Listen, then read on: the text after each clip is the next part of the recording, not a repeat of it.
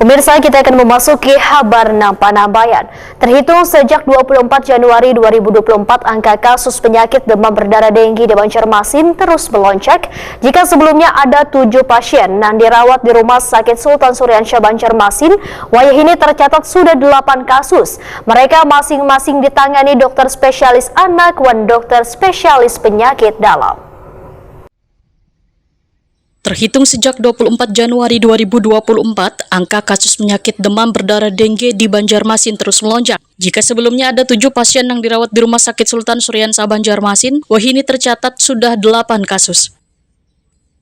Direktur Rumah Sakit Sultan Suryansyah Banjarmasin, Dr. Muhammad Saukani, Wahetakoni Prima TV Jelang Tengah hari Kamis 1 Februari 2024, memedahkan dari 8 orang yang dirawat, 6 diantaranya kekanakan, sedangkan 2 pasien lainnya adalah orang dewasa berumur sekitar 20 tahunan. Mereka masing-masing ditangani dokter spesialis anak dan dokter spesialis penyakit dalam. DBD yang dirawat di rumah sakit Sultan Suryansyah memang ada peningkatan dibandingkan bulan kemarin. Jadi kalau bulan Desember tahun 2023 itu ada 19 kasus yang ditangani, yang dirawat inap. Bulan Januari ini dari tanggal 1 sampai 31 Januari itu sudah ada peningkatan 32 kasus. Memang rata-rata kasusnya itu ada umumnya dari anak-anak, tapi usianya paling banyak rentang 5 tahun ke atas. Kalau balitanya 5 tahun sampai 13 tahun. DBD itu kan penyakit akibat virus yang tersebar melalui gigitan nyamuk. Jadi secara teori ya, memang biasanya DBD itu bergejala. Ya. Gejala umumnya adalah demam tinggi, kemudian biasanya disertai dengan mual, muntah, nyeri otot, sakit kepala. Itu gejala-gejala umum. Sampai nanti kalau misalkan dia trombositnya sudah mulai turun, bisa muncul gejala-gejala perdarahan, misalkan muncul titik-titik merah di kulit.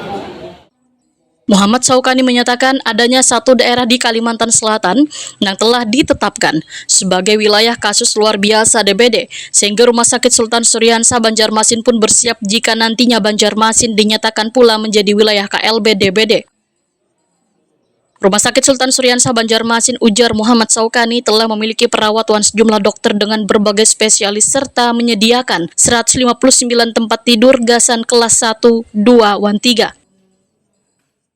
Ya, kita di Sultan Suryansyah memiliki 3 dokter spesialis anak, dan jadi untuk pasien DBD pada anak-anak itu kita punya 3 dokter spesialis anak. Kemudian kalau pada dewasa juga kita memiliki 3 dokter spesialis penyakit dalam. Jadi secara SDM insya Allah mencukupi, perawatnya juga banyak dan ya handal lah sudah yang penanganan pasien-pasien DBD. Kemudian juga untuk ruangan tentu kita akan persiapkan ruangan, misalkan memang terjadi KLB, kami nanti persiapkan segala sesuatunya, baik itu ruangan, kemudian SDM, yang kita berkoordinasi dan kolaborasi tentunya.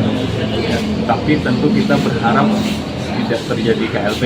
Tentu kita berharap tidak terjadi KLB, ya dengan cara kita semua bersinergi, baik pemerintah maupun masyarakat, sama-sama berupaya melakukan langkah-langkah strategis